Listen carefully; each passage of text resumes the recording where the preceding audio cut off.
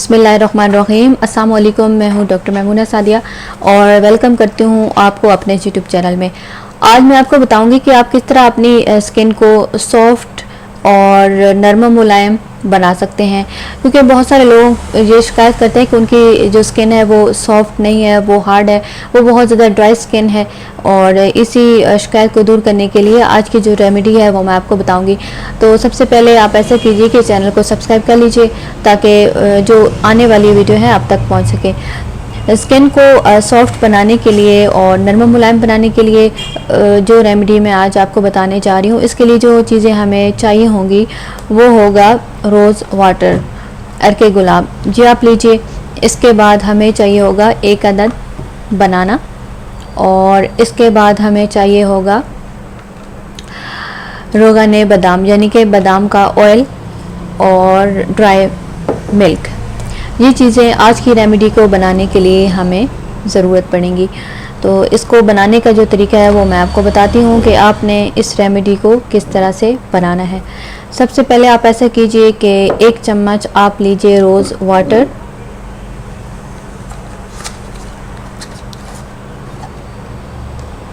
क्योंकि रोज़ जो वाटर है ये हमारी स्किन को सॉफ्ट बनाने के लिए बहुत अच्छा है और ये स्किन को मॉइस्ट भी करेगा।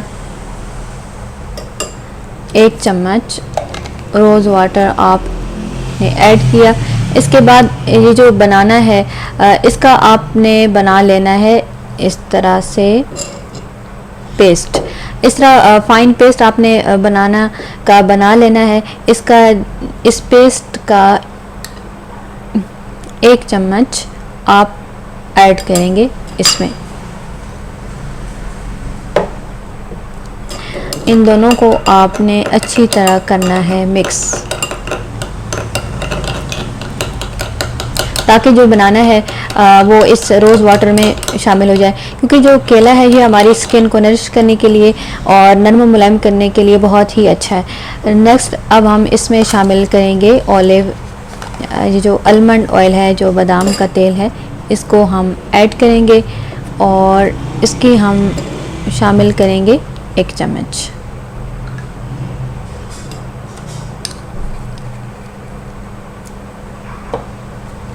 इनको हमने अब करना है अच्छी तरह से मिक्स। ये आपने इतना ही मिकदार में बनाना है जितना आपने अपनी स्किन पे अप्लाई करना है।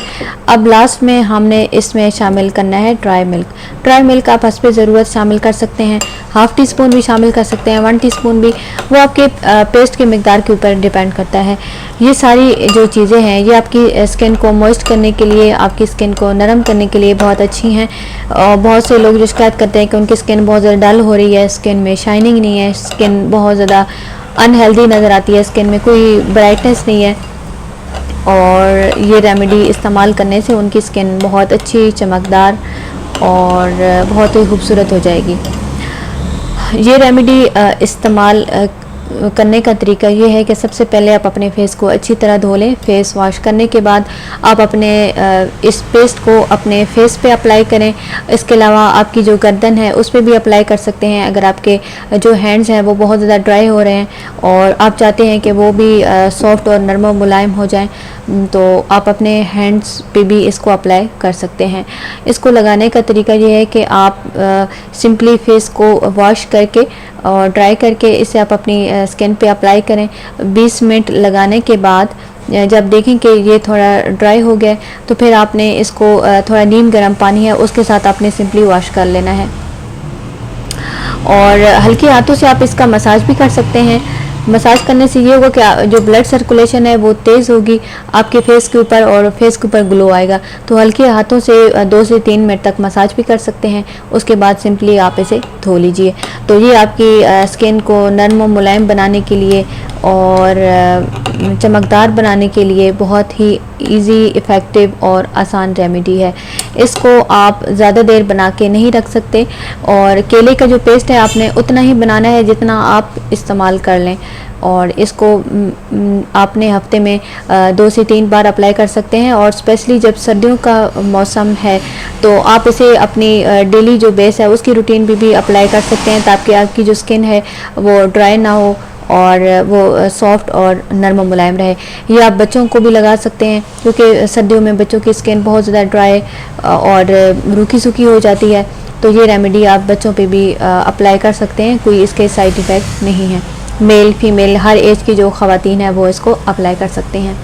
तो अपने कमेंट्स में मुझे ज़रूर बताइएगा कि आज की जो वीडियो आपको कैसी लगी, और अपने कमेंट्स में मुझे आपने ज़रूर बताना है कि जो मज़ीद किन टॉपिक्स पे आप चाहते हैं कि मैं वीडियो बनाऊं।